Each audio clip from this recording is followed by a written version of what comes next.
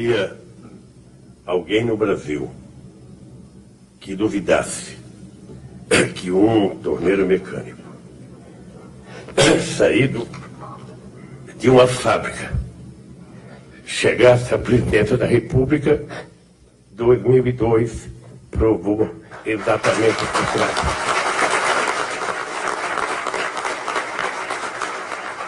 Não tem na face da terra nenhum homem mais otimista do que eu estou hoje e que possa afirmar que vamos ajudar esse país. Porque hoje nós estamos aqui, Marisa, muito bonita, toda elegante, ao lado do marido dela com essa faixa que nós sonhamos tanto tempo. Nunca governo algum conseguiu aprovar na Câmara, em apenas 3 meses e meio, uma reforma tão importante para o futuro do nosso país. O Brasil está pronto para dar sua contribuição. O apoio que temos recebido na América do Sul e na América Latina nos estimula a persistir na defesa de um Conselho de Segurança adequado à realidade contemporânea. Queria dizer a todos aqueles que trabalham com microcrédito, não tenham nenhuma preocupação de emprestar dinheiro para pobre, porque pobre não dá calote. Pobre paga e paga em dias. E quando não puder pagar, vai comunicar a vocês que não pode pagar. Eu estou convencido que esse negócio de mensalão me cheira um pouco a folclore dentro do Congresso Nacional. Pode ter outro tipo de coisa que os deputados podem saber, mas eu não acredito que tenha mensalão. O Bolsa Família teve duplo efeito. Por um lado, retirou da miséria milhões de homens e mulheres. Por outro, contribuiu para dinamizar a economia de forma mais equânime. Nosso governo nunca foi e nem é populista. Este governo foi, é e será um governo popular, um compromisso popular. Se a gente não cumprir, é porque teve fatores extraterrestres, sabe, que não permitiram que nós cumpríssemos. Porque se um bando de aloprados resolveram comprar um dossiê, é porque alguém vendeu para eles que esse dossiê deve ter coisas do Arco da Velha. A Dilma é uma espécie de mãe do PAC. É ela que cuida, é ela que acompanha, é ela que vai cobrar, junto com o Marco Forte, se as obras estão andando ou não estão andando. Eu sou um cumpridor da democracia e da Constituição e que, portanto, não tem essa de terceiro mandato. Termina agora, em 2010. Agora, o que eles têm que saber, alto e bom som, e pode até ficar mais com raiva de mim, é que nós vamos fazer o próximo presidente da República neste país. Eu estou muito confiante de que a crise americana, se ela chegar aqui, ela lá é um tsunami.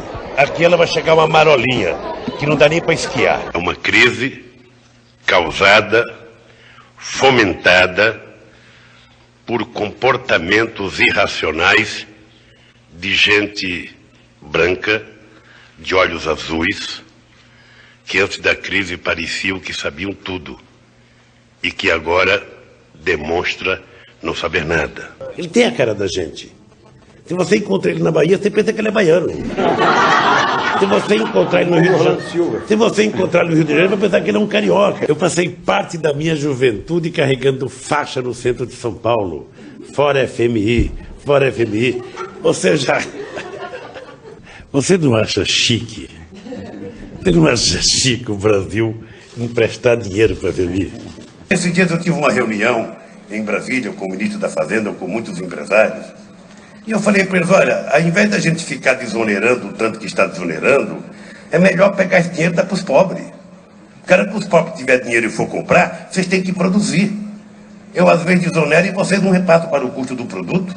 Eu não quero saber se o João Castelo é do PSDB, eu não quero saber se o outro é do PFL, eu não quero saber se é do PT. Eu quero saber se o povo está na merda e eu quero tirar o povo da merda que ele se encontra. Teve um tempo que a diretoria da Petrobras achava que era o Brasil que pertencia à Petrobras. Não era a Petrobras que pertencia ao Brasil. A ponto de ter presidente que falava, a Petrobras é uma caixa preta, ninguém sabe o que acontece lá dentro. No nosso governo ela é uma caixa branca e transparente. Nem tão assim, mas é transparente. Quando a gente fala que nunca antes na história do Brasil, muita gente fica incomodada quando eu falo isso, muita gente fala, o Lula está descobrindo o Brasil. Não estou descobrindo. Nós apenas estamos fazendo o que os outros não fizeram. E quando os outros não fizeram o que a gente fez, a gente diz nunca antes na história do Brasil. O Congresso acabou de aprovar aumento para o presidente da República e para os ministros, e o Lulinha aqui, ó. E o Lulinha não recebe porque é só para a próxima legislatura. Achei até gostoso demais. Muito obrigado a cada mulher, a cada homem, a cada criança que nesses 8 anos me ajudaram a fazer do Brasil o que nós estamos colhendo agora. Falas do ex-presidente Luiz Inácio Lula da Silva, momentos em que ele poderia ficar calado, mas manifestou suas pérolas. Veja o que ele disse sobre o povo de Pelotas, no Rio Grande do Sul. Pelotas é cidade polo, né? Claro. Exportadora de viado. 320 mil habitantes. Não, eu acho que, olha... Você sente necessidade de estudar? Primeiro, eu sou muito preguiçoso. Sim. Até para ler eu sou preguiçoso. Tá? Eu não gosto de ler, eu tenho preguiça de ler. Pelo ato, isso é questão de hábito. Quer dizer, tem companheiro que passa um dia lendo um livro. Eu não consigo... Eu estou com um livro aí, aquele livro 1964, A Conquista do Estado aí. Faz 3 meses que eu estou com ele, acho que estou na página 300. Jesus Cristo sofreu mais do que nós. Tiradentes foi crucificado e somente depois de mais de 100 anos que ele foi transformado em herói. Se a gente tem que pagar esse preço, vamos pagar. Freud dizia que tinha algumas coisas que a humanidade não controlaria. Uma delas era as intempéries. Em seguida, o presidente tentou explicar o porquê do clima ser tão imprevisível. Essa questão do clima é delicada por quê? Porque o mundo é redondo. Se o mundo fosse quadrado, sabe, ou retangular, e a gente soubesse que o nosso território está a 14 mil quilômetros de distância dos centros mais poluidores, ótimo, vai ficar só lá, sabe? Mas como o mundo gira, e a gente também passa lá embaixo, onde está mais poluído, a responsabilidade é de todos. Que ano é isso? 98. Que, portanto, não tinha que ficar preocupado com disputar a eleição. Tinha que se pensar em organizar a sociedade. Dali 20 ou 30 anos, a gente iria ter 30% da sociedade já socialista, e aí sim a gente poderia disputar o poder e ganhar. Mas eu não vou viver mais 30 anos. E eu quero chegar ao poder logo. Pragmaticamente. O que eu faço com o Olívio Dutra, que vai ser candidato a governador? Eu peço para ele não ser candidato e ficar organizando a sociedade socialista?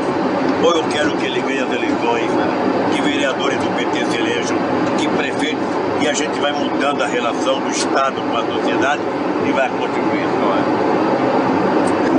Eu cansei de viajar ao mundo falando mal do Brasil, gente. Era bonito a gente viajar ao mundo e falar, no Brasil tem 30 milhões de crianças de rua, no Brasil tem 30 milhões...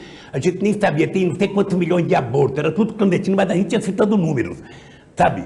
Se o cara perguntasse a fonte, a gente não tinha, mas a gente ia citando números. Eu não esqueço nunca, eu estava debatendo, o Roberto Marinho e o Jaime Lerner em Paris. Mas eu estava dizendo, porque no Brasil tem 25 milhões de crianças de rua. Eu era aplaudido calorosamente pelos franceses. Quando eu terminei de falar, o Jaime Lerner falou assim para mim, ô Lula, não pode ter 25 milhões de crianças de rua, Lula. Porque senão a gente não conseguiria andar nas ruas, Lula. E não baixa a cabeça para ninguém, é que não tem nesse país uma viva alma mais honesta do que eu.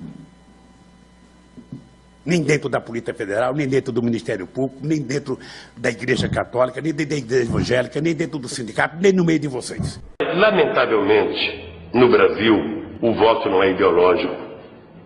Lamentavelmente, as pessoas não votam partidariamente.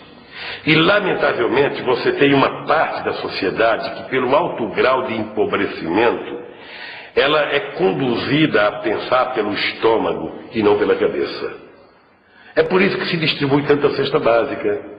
É por isso que se distribui tanto ticket de leite. Porque isso, na verdade, é uma peça de troca em época de eleição.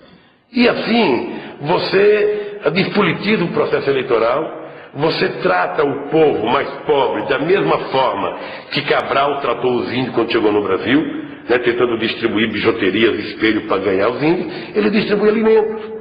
Você tem como lógica manter a política de dominação. Esses foram 13 motivos pelos quais não devemos mais votar em Lula. Nunca mais aperte 13 e confirma.